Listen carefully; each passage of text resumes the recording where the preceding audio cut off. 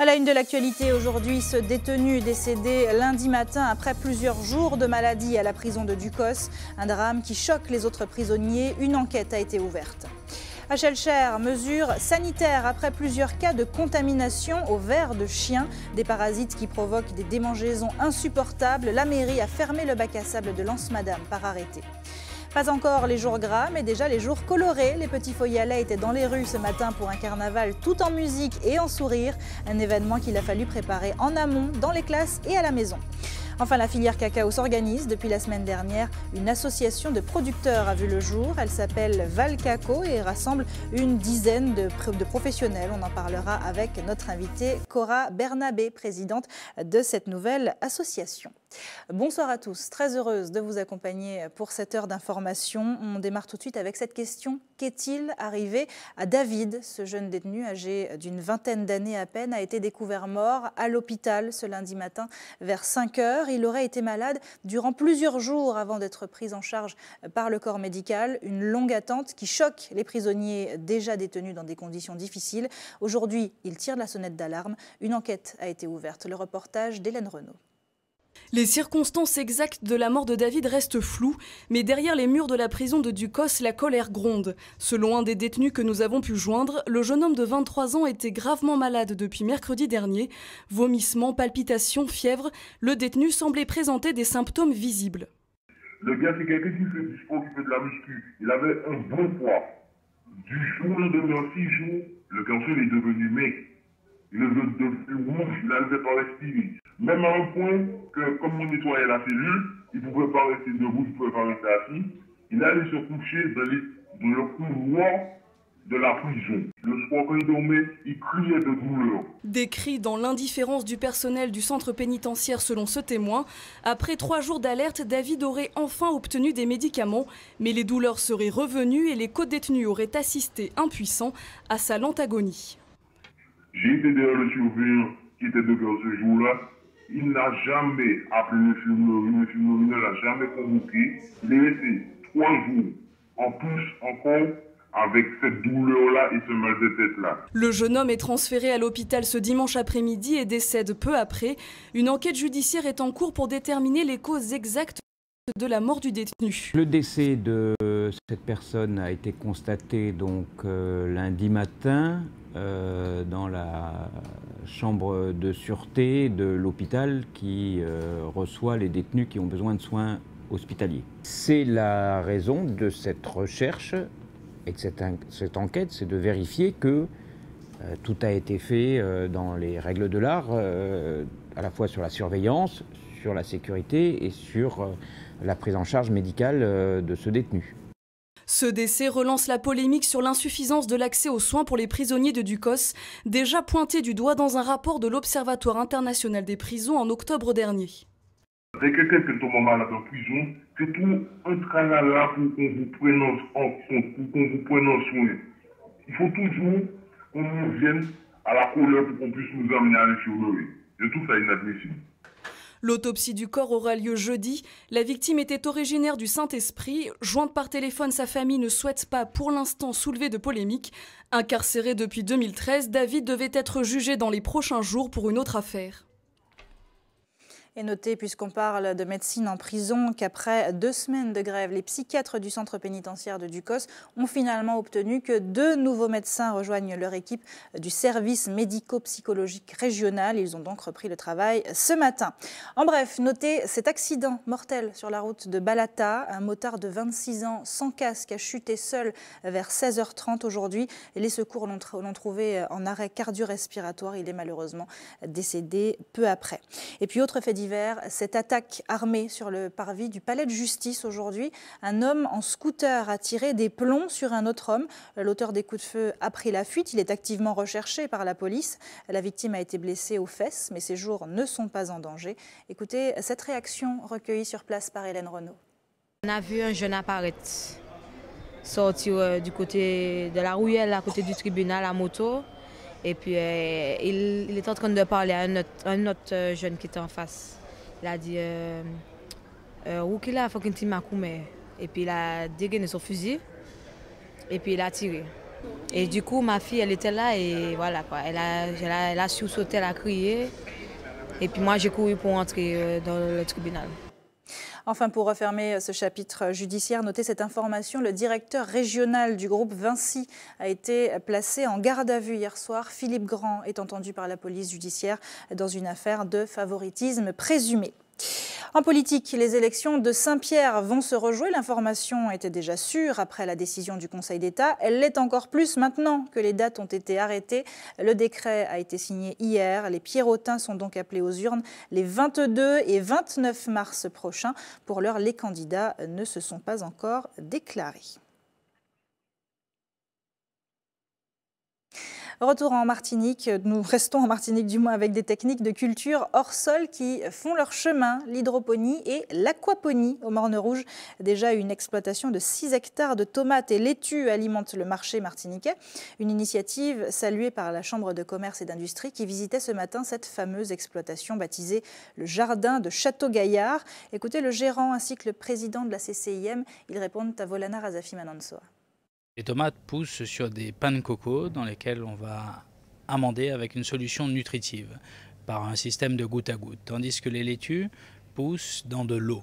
Les racines sont en contact de l'eau en permanence et cette eau est rééquilibrée en éléments nutritifs. Ce qui est important, c'est que c'est du hors-sol, donc on n'a pas tous les problèmes de pollution qui sont liés au sol.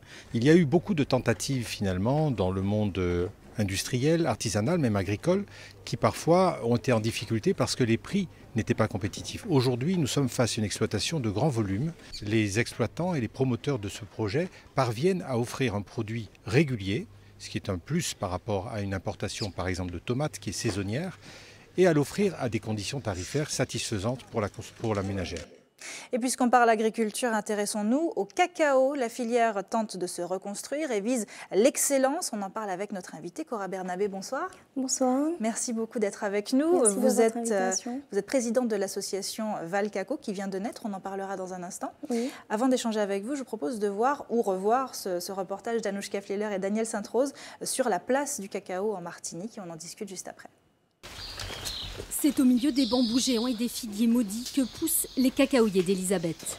Je vais vous en montrer une. De très belles cabosses. Des cabosses de cacao directement sur le tronc de ces arbres sauvages de 6 mètres de haut. Le cacao, il a besoin de soleil pour pouvoir rentrer en floraison et après faire les cacaos. Donc on a besoin d'élaguer. Donc on va y aller tout doucement. Tout doucement, la Martinique redécouvre ces cacaoyers centenaires, longtemps laissés à l'abandon. Vous avez un cacao qui n'a pas été touché. Donc vous avez depuis 100 ans toute la valeur, toute la force, toute la puissance d'un arôme phénoménal. Les cabosses sont récoltées et ouvertes une par une, les fèves triées à la main. Une production minutieuse et minuscule. Ça en fait ma bête. Pour un très grand cru. Là, nous avons des fèves qui ont une belle longueur, alors qu'elles ne sont pas encore torréfiées. On est sur une signature vraiment du terroir. Ce terroir oublié, les producteurs doivent réapprendre à le faire fructifier. Là, ce sont des fèves en fin de séchage, donc des fèves qui ont été apportées par un des producteurs que nous accompagnons. Nous leur apportons les conseils pour pouvoir améliorer le traitement, la fermentation et le séchage des fèves. Après le laboratoire, direction la chocolaterie. Une fève de Babette. Ici encore, c'est à la main et de façon presque expérimentale que ces fèves sont torréfiées et décortiquées. Rajoutez une simple couche de chocolat et c'est prêt. On voulait faire un produit pour les puristes, pour ceux qui aiment vraiment le cacao, un goût authentique, sans ajout de sucre et d'autres produits, voilà. Une gourmandise 100% locale plébiscitée par les connaisseurs. Le cacao martiniquais grignote petit à petit des places au classement des chocolats d'exception. Alors Cora Bernabé, depuis ce reportage, l'association Valcaco a donc été créée. Vous en êtes la présidente. Quel est l'objectif de cette association qui rassemble quand même 10 producteurs? C'est déjà un bon début. Oui, donc cette association a pour objectif de relancer la filière cacao en Martinique, une filière cacao d'excellence avec un produit de qualité basé sur un cacao d'origine martinique. Donc, et puis aussi, on est dans la continuité du programme qui a été lancé par le PARM en 2012, donc le pôle agroalimentaire de la région, qui nous soutient donc depuis ce temps-là. Et voilà. On a vu dans ce reportage qu'il y avait effectivement les chocolatiers qui s'intéressaient à ce travail. Donc on compte ici 2 grands chocolatiers, je pense aux frères Lozéa et au chocolat Hello. À part eux, est-ce qu'il y a vraiment un marché pour le cacao martiniquais ? Oui, il y a un marché pour le cacao martiniquais. Aujourd'hui, les chocolatiers à travers le monde, les grands chocolatiers recherchent des terroirs, des origines. Et donc nous, on sera dans la possibilité de produire un cacao de terroir avec une forte valeur ajoutée de par toute la production et la transformation, enfin les soins apportés à toutes ces étapes. Le cacao a été produit et très cultivé en Martinique il y a très très longtemps. Pourquoi est-ce que c'est aujourd'hui qu'on y revient et qu'on le relance ? Pourquoi aujourd'hui le cacao a subi plusieurs crises dans le passé. Enfin, il y a eu aussi l'apparition de nouveaux fronts comme la Côte d'Ivoire, qui est aussi aujourd'hui le premier pays producteur. Mais nous, on ne s'oriente pas vers une production de masse en quantité, on s'oriente vraiment vers de la qualité, ce que de plus en plus de personnes recherchent aujourd'hui. Quel est votre parcours à vous ? Comment vous en êtes venu au cacao ?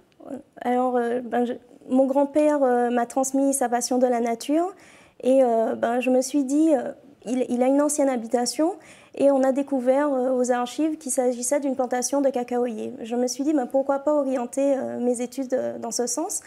Et j'ai fait une école d'ingénieur agronome spécialisée dans les cultures tropicales. Et pour terminer, j'ai fait mon stage dans le développement de la filière cacao en Martinique. Et ça vous a plu et vous avez continué. Voilà.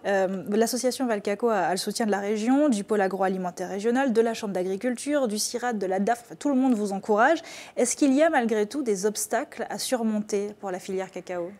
Forcément, il y a des obstacles, mais aujourd'hui, on est vraiment soutenu par la région qui va, cette année, en 2015, nous apporter une aide financière pour pouvoir booster la production de cacao en Martinique déjà sur cette année 2015.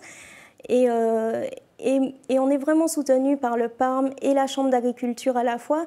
Donc forcément, il y aura des obstacles parce qu'on est dans un pays avec une main-d'œuvre qui coûte cher. Mais pour y pallier, on va mettre en place des productions à forte valeur ajoutée. Merci beaucoup, Cora Bernabé, pour ces précisions. Merci d'avoir été avec nous ce soir. Merci.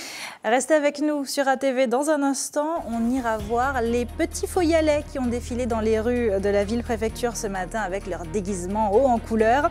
Et puis votre JT des communes nous emmènera au François où passionnés de crabes et municipalités sont en conflit autour d'un espace ludique, culturel et sportif. Mais avant, ce petit clin d'œil au couvent de Cluny où le carnaval n'était pas à l'ordre du jour aujourd'hui. En hommage à leur institutrice Francette Pierre-Émile, disparue en fin d'année dernière, le défilé costumé a été annulé. Je vous propose d'écouter la directrice des écoles primaires de Saint-Joseph de Cluny. Elle répond à Céline Chalonneau. C'est une information que nous avons donnée au niveau de l'école, en tous les cas très tôt, aux parents, dès la rentrée de Noël. Et je pense qu'à l'unanimité, les parents ont bien compris que nous n'avions pas le cœur à fêter le carnaval. Cette année, exceptionnellement, parce qu'effectivement, chaque année, à l'école primaire, on fête le carnaval. C'est quand même une tradition culturelle importante. Donc, c'est vraiment, vraiment exceptionnel, mais ça s'imposait à nous. C'est un choix qui s'est imposé à nous. Dès la rentrée des vacances de Noël, nous nous sommes dit que ce n'est pas possible dans ces conditions de pouvoir fêter le carnaval. D'autant que Francette était quelqu'un qui aimait beaucoup le carnaval et nous sommes en période de deuil. Donc ça fait partie de ce temps de deuil que nous observons au niveau de l'école. Et notez que le couvent de la rue Lamartine a lui aussi, par solidarité, annulé ses défilés carnavalesques. En bref, à Saint-Pierre, en revanche, le carnaval qu'on croyait annulé ne le sera finalement pas. Seules les parades du week-end dernier avaient été déprogrammées. Les parades évidées des jours gras sont donc maintenues à Saint-Pierre. En attendant les jours gras, les petits étaient déjà dans les rues cette semaine, mais pour les voir défiler, les parents ont dû mettre la main à la pâte, car quoi de plus émouvant finalement qu'un costume qu'on a soi-même confectionné. Pour le groupe scolaire séminaire collège de Sainte-Marie, les sections maternelles et primaires avaient retenu le thème du patrimoine créole, de quoi apporter de la couleur à la rue avec de belles scènes d'antan, vendeuses de pistaches ou de poissons, matadors et hommes d'argile, tout un programme que nous livre Céline Chalonneau. Ils sont fiers de leurs costumes cousus main, les pas parfois hésitants, Maternelle et primaire se sont donné rendez-vous dans la grande cour pour le traditionnel carnaval de l'école. Le résultat de beaucoup d'heures d'entraînement. Je dois vous entraîner dans le dortoir et ici. C'est un fleur et c'est ma maman qui m'a aidée. C'est maman qui a fait le déguisement, mais j'ai un petit peu aidé. En fait, c'est ma mère qui m'a aidée à le faire et elle m'a donné l'idée de le faire aussi. Et j'en suis satisfaite. Visiblement, cette année, les mamans sont à la couture. La consigne a été donnée par le corps enseignant de l'école, c'est le retour au fait maison. Pour certains parents, ce fut une grande expérience. C'est un costume assez simple, mais ça m'a fait prendre conscience du carnaval. J'ai cousu des plumes pendant des heures, donc oui. Et puis c'est important parce que quand on est maman, on a envie de faire plaisir, on a envie que son fils soit le plus beau. Donc voilà, on a plein de petits oiseaux et ça fait plaisir. Alors ça a pris du temps, oui, parce que je ne sais pas coudre, mais j'ai appris. Et puis l'année prochaine, je vais encore me perfectionner sur les costumes, ça c'est sûr. Alors, je préfère la tenue traditionnelle que les tenues, comment vous dire ça, habillée en petite princesse déjà tout fait. Non, je préfère la tenue traditionnelle. Une initiative pédagogique pour inciter parents et enfants au travail de préparation des costumes en amont, loin des clichés commerciaux. Et surtout, redonner l'envie de la confection artisanale. Nous avons voulu cette année sortir des sentiers battus. Il est important que les parents n'achètent pas des costumes tout faits, mais qu'il y ait toute cette recherche concernant la tradition martiniquaise avec les petits métiers d'antan. Alors, il y en a qui ont été absolument, je dirais, rébarbatifs. Je crois que l'aiguille, le fil, c'est une autre génération. Les enthousiastes, tout de suite, nous ont proposé des documents, des images d'archives, des images de leur famille dans des costumes. Dans des tenues de marchands, etc.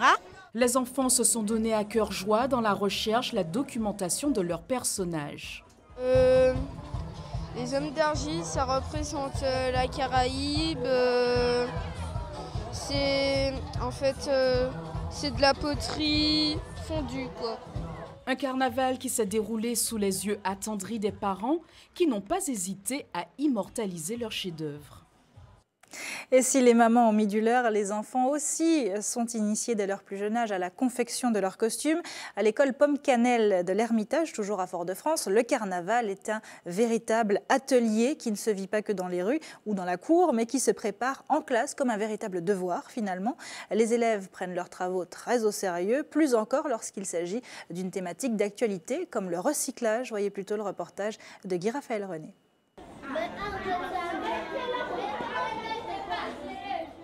En route pour le carnaval. Depuis quelques jours, les petites mains s'affairent. Découpage, collage et décoration. Chacun y met du sien. J'ai emmené des prospectus. On fait du collage. On a pris un masque, on a pris un masque, on a collé dessus, du papier dessus. Et pour faire le corps, on a pris du carton pour faire le corps. Un vieux ballon, des bouchons usagés pour décorer le bois-bois, des objets que chacun a dû collecter pour ensuite les réutiliser. Et aujourd'hui, le recyclage n'a plus de secret pour ces jeunes carnavaliers. Le recyclage, c'est quelque chose, ça sert à ne pas gaspiller les objets dans la terre. On peut recycler du verre, du papier et du plastique. Vous allez devoir confectionner les fleurs qui vont servir à décorer vos coiffes. La confection se fait au travers d'ateliers où chaque groupe élabore une tâche ou une partie des costumes. Une participation active qui inscrit les élèves dans la démarche environnementale, mais dans l'esprit du carnaval. Comme dans la tradition du carnaval, c'est de construire, de confectionner soi-même son costume. C'est dit pourquoi ne pas faire de tout ce papier.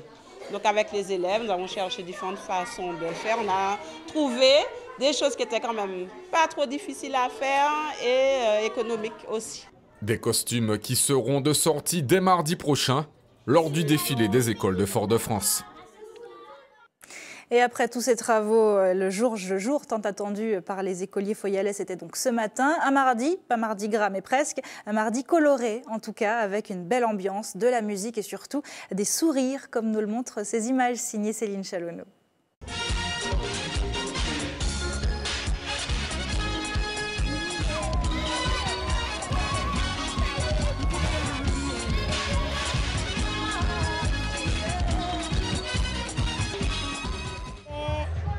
bizarre.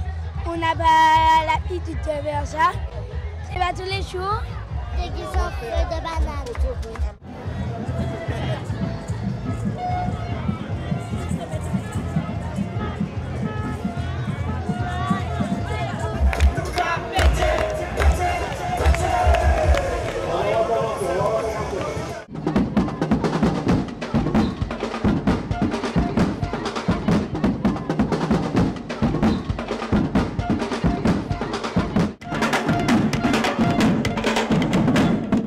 Je me sens bien, heureux et tout ce qu'on peut avoir dans le sentiment joyeux.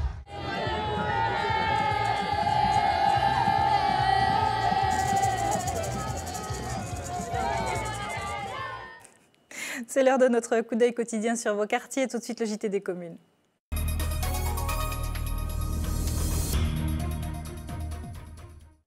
Vitres cassées, tentative de vol, arbres coupés. Le JT des communes commence au nouvel espace ludique, sportif et culturel du François, victime, vous le voyez, de plusieurs actes de vandalisme. Cause probable de ces dégradations, une vengeance, celle peut-être des propriétaires de ratières qui ont été enlevés, des chasseurs de crabes mécontents dont la réaction choque la municipalité et la direction de ce nouvel espace destiné aux sportifs et aux concerts en plein air. Voyez le reportage de Volana Razafi Manansoa. Hier soir, les employés de ce site ont eu la désagréable surprise de trouver les installations vandalisées. Ici, ils ont forcé ici. Ils ont essayé de prendre le box d'Internet, mais ils n'ont pas pu prendre, puisque quand je suis arrivé le lundi, j'ai trouvé le box par terre. Et après, ils ont pris une pierre, ils ont cassé la vitre et ils ont forcé la porte aussi pour entrer. À l'intérieur, les vestiaires où rien n'a été volé, des dégradations qui scandalisent la municipalité. Nous faisons tout ce que nous pouvons pour offrir des conditions sportives et de bien-être à notre ville. Et de voir déjà ces vandalismes alors qu'il est à peine commencé à fonctionner, je vous dis, nous sommes écœurés, dégoûtés et nous nous posons beaucoup de questions. Ce tout nouvel espace ludique, sportif et culturel est la cible de multiples attaques depuis son inauguration il y a 5 mois. La raison, le lieu est un repère de crabes et les ratières posées illégalement ont été enlevées par les responsables de l'espace. En représailles, les brigands ont aussi coupé 4 arbres du parc. C'est par là qu'ils sont entrés, hein, ils passent à côté, ils sont passés dans la buse et ressortis de l'autre côté pour venir mettre les pièges pour les crabes. Quand on a enlevé les pièges, quand ils se sont revenus pour prendre leurs pièges, ils n'ont pas trouvé les pièges. Alors donc ils se sont vengés sur les arbres. Les installations devront être remplacées et la facture risque d'être salée. Dans la ville du François, l'année dernière, les actes de vandalisme ont représenté 15% du budget de la direction des activités physiques et sportives. Cette année, sur la rénovation de certains sites qui ont été vandalisés, c'est 50 000 € de travaux à réaliser. Donc comprenez bien que ça a un impact fort. Donc on ne peut pas parler de développement, on est en permanence dans de la rénovation pour garder les équipements à niveau. La mairie a déjà déposé 3 plaintes. Le site devrait être ouvert au public dès la fin du carnaval. Direction Schellcher maintenant, où le bac à sable de Lens-Madame a été fermé pour des raisons de sécurité et surtout d'hygiène. Plusieurs personnes ont été contaminées par des vers de chien, des parasites qui se déplacent sous la peau, provoquant des démangeaisons insupportables. Le reportage de Louis Sabas. Malika peine à se déplacer. Elle souffre d'une infection des pieds qui serait due à des vers de chien. Et c'est dans ce bac à sable, à l'occasion d'un tournoi de beach tennis, qu'elle et ses amis entrent en contact avec le dérangeant parasite qui circule sous la peau. Ça commence par des démangeaisons. Après, on a plein de petits points et ça commence à faire des sillons. On ne dort pas de la nuit parce que ça brûle, parce que ça gratte. Et... On a quand même tous été surpris, surtout que ça a été très très rapide et très très violent. C'est-à-dire que dès le premier soir, dès samedi soir, après une journée de jeu, on était quasiment tous infestés déjà. Le coupable, c'est lui. Non savant, ankylostome, un petit ver microscopique que l'on retrouve dans les déjections de chiens et de chats.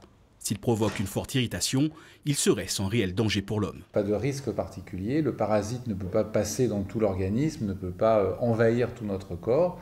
Simplement, comme c'est une maladie qui gratte beaucoup, eh bien, on peut s'infecter en plus avec des bactéries aux endroits où on gratte, mais c'est tout. Des chats, il y en a beaucoup dans le parc de Lens-Madame. Outre un arrêté qui interdit la fréquentation du bac à sable, la municipalité prend des mesures d'assainissement, recharge de sable, cribleuse et d'autres plus spécifiques aux animaux errants. Il s'agit donc à plus long terme de traiter le problème en rehaussant l'environnement de sécurité, de proximité. Et la troisième, faire en sorte que nous ayons en tout cas moins d'animaux qui soient dans cet environnement. S'il est admis pour beaucoup qu'il s'agit bien de vers de chien, l'enquête continue du côté des autorités sanitaires. On investigue, on vérifie parce que les symptômes sont relativement récents et puis le délai d'apparition des symptômes par rapport au bichinis est un peu court. Donc on regarde un petit peu ce qu'il en est. Mais voilà, ce qui est un petit peu surprenant, c'est autant en une seule fois, mais en soi, des vers de chiens en Martinique, c'est des choses qui arrivent fréquemment. Pour l'heure, le bac à sable de Lance-Madame reste fermé jusqu'à nouvel ordre. Information pratique, en bref, les bénéficiaires du RSA sont invités à déclarer dès aujourd'hui leurs revenus trimestriels des mois de novembre, décembre 2014 et janvier 2015 sur le site de la CAF, www.caf.fr, espace Mon compte, rubrique Déclarer mes ressources trimestrielles RSA, une démarche pour laquelle vous aurez bien sûr besoin de votre numéro d'allocataire et de votre code confidentiel. Autre info, à Fort-de-France, les paiements de cantine et de garderie du mois de mars des écoles maternelles, élémentaires et primaires de la ville s'effectueront dès demain et jusqu'à vendredi 13 février de 7h15 à midi à l'école des Terres-Saint-Ville, JB Roamsim, face à l'église. Fort-de-France où il y aura d'ailleurs une coupure d'électricité demain de 8h à 16h dans la résidence Les Harmonies à Dillon. De même à Schellcher, pas de courant de 7h45 à 13h15, Ravine-Touza et Fonsuret. Enfin, des coupures d'eau sont également à prévoir demain de 8h30 à 14h, route des Religieuses, rue de la Dorsale, à Tocade, à Renéville, Morne-Calbas, Montgérald municipal, au viaduc de Dillon, lotissement Badian et route de Châteaubeuf, et de 9h à 16h à l'Ermitage, au Terre-Saint-Ville, quartier Lunaroc, Pont de Chêne à Détour-Bourdin, route de Balata, du rond-point de Desrochers à Détour-Bourdin et au lotissement La Carrière.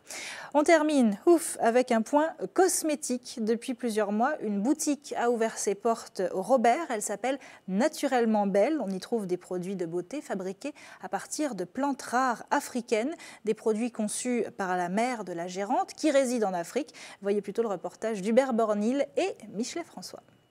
Les produits naturels sont de plus en plus demandés, notamment dans le domaine de la cosmétique et des soins corporels. Justement, nous avons pu trouver une petite boutique qui présente certains produits réalisés à base de plantes naturelles et qui nous proviennent de l'Afrique de l'Ouest, c'est à Terre-au-Bay. À première vue, c'est une boutique africaine somme toute ordinaire. Vêtements originaires de Côte d'Ivoire, ustensiles, enfin un air de déjà-vu. Mais il faut s'arrêter un instant au stand des produits naturels. Là, vous apprendrez beaucoup sur les nombreux produits faits artisanalement, surtout à base de plantes médicinales. Par exemple, mon savon noir. Tout le monde connaît le savon noir. Après, il y a plusieurs formes. Il existe différentes sortes de savon noir. Peu de gens le savent, ça par contre. Et le savon noir que nous proposons est fait essentiellement à base de Carapa procera, qui est une plante médicinale qu'on trouve en Afrique de l'Ouest. Malheureusement, on voit des disparitions. Et c'est le tout premier savon noir, dans les différentes catégories de savon noir. Voilà. Donc, vous avez l'huile. Et à partir de cette huile-là, le savon noir est préparé. Vous avez notre préparation pousse active. C'est un mélange de 9 huiles, faite par Naturellement Belle même. D'accord? Et ensuite, vous avez de l'huile de graines de palme que fait ma grand-mère maternelle. D'accord? Vous avez la pression à froid, la pression à chaud. Donc, celui-là va convenir aux gens qui ont les cheveux fins et clairsemés. Et celui-là va convenir aux gens qui ont les cheveux assez fournis. Après, vous allez partir dans le nouveau feuillage. Vous avez du bissap blanc qu'on consomme dans l'alimentation. C'est très très bon pour le mauvais cholestérol. Le bissap rouge, qui est de la même famille que le groseille pays ici, qui est très connu, qu'on prend pour l'anémie, fatigue, hypertension, comme une boisson désaltérante. Vous avez le quinqueliba pour éliminer nettoyer le foie, nettoyer le sang et pour dégonfler. Voilà. Ensuite, vous avez des feuilles de moringa, qui est connu maintenant.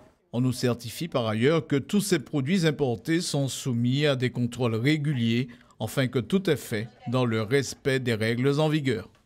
Je travaille tout ce qui est savon noir, huile de savon noir avec ma famille partenelle, donc mon papa, mes grands-tantes partenelles qui viennent du centre de la Côte d'Ivoire, où on trouve le Carapa procera encore, en rivière. Ils ont classé ça en forêt classée. Et ensuite, avec ma mère qui fabrique la plupart des produits comme les crèmes, le karité au concombre et aloe vera, le karité écorce de manguier. Vous avez la pommade d'angeau, le baume massage pour les douleurs. Vraiment, tout est 100% artisanal. Et tous nos clients jusqu'à présent sont satisfaits. Voilà. Alors ça, c'est le produit à avoir, c'est ça? Oui, le produit à avoir, justement. Voilà, ah ouais? Pour les hommes, ça aussi pour s'appelle les femmes. Hein. Mbedo. Le Mbedo, oui, tout à fait. Et c'est fausse. C'est un bon remontant pour les hommes. Là. Voilà. Pour les femmes aussi. Hein. On sait tout pour le carnaval, vous savez quoi faire désormais. Voilà. Voilà, c'est la fin de votre journal local et communal. Merci à tous de l'avoir suivi. Ne bougez pas, dans un instant, on reste tout près de vous avec Anche Pays. À tout de suite.